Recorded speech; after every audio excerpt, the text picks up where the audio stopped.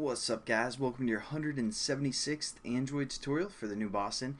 And we're getting close to actually, putting our triangle on the emulator there so we can see it. We basically have set up everything that we need for a triangle class.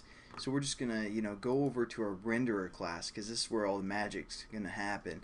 And what we need to do is first reference that triangle somehow. So we're just gonna build a constructor for this class as well. Because again, our activity is calling this class, so we want to make sure we have a constructor as well that sets up our triangle. So we're just going to say public GL render ex,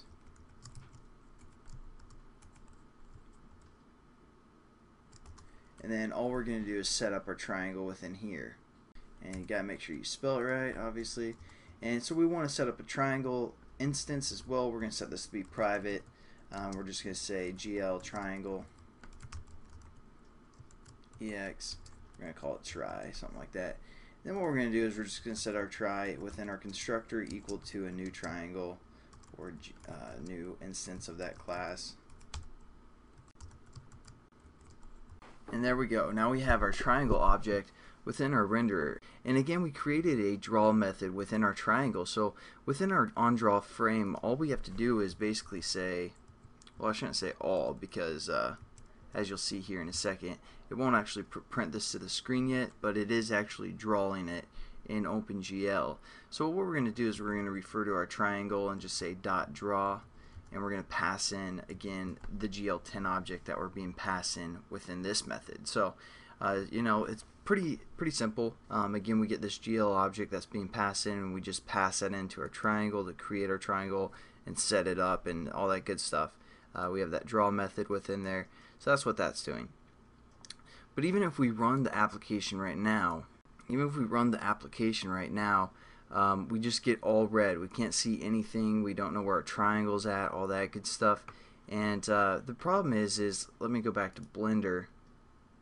And again, we are drawing our triangle, but we might have a different perspective. For example, our camera right here is looking at the square, but let's say we move to a mode where our camera is looking off into the distance over here instead of at our actual square. So that's kind of what's happening. So in the next few tutorials, we're going to learn how to glue the camera to look at a certain position. We're also going to set up our viewport so we know how wide it is, and set up our projection so it's not all skewed. But yeah, thanks again for watching, guys. I know it was a pretty simple tutorial where we just set up our triangle and drew it. But again, hopefully you guys understand a little bit more about the GL, just because it seems like it should be printing to the screen, which it is, but we can't actually see it because we don't know where our camera is looking and all that good stuff. So I'll catch you guys in the next tutorial. Hope you have a good one, and see you later. Alright, and also because we didn't really talk about too much, I'm just going to add a little bit more to this tutorial.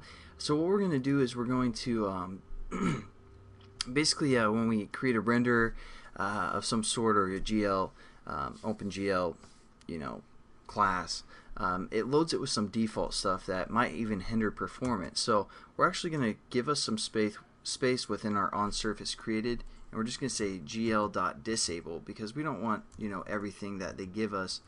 Sorry, it's GL disable, and what we're going to disable is the dither. So we're going to relate to the GL10 class .gl underscore dither, and that's just going to speed up our performance a little bit, and not worry so much about the quality, but worry a little bit more about the performance.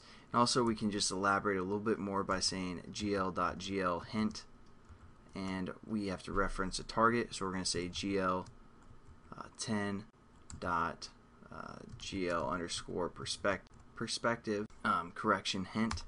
And then for the mode, what we're going to do is gl 10.gl underscore fastest.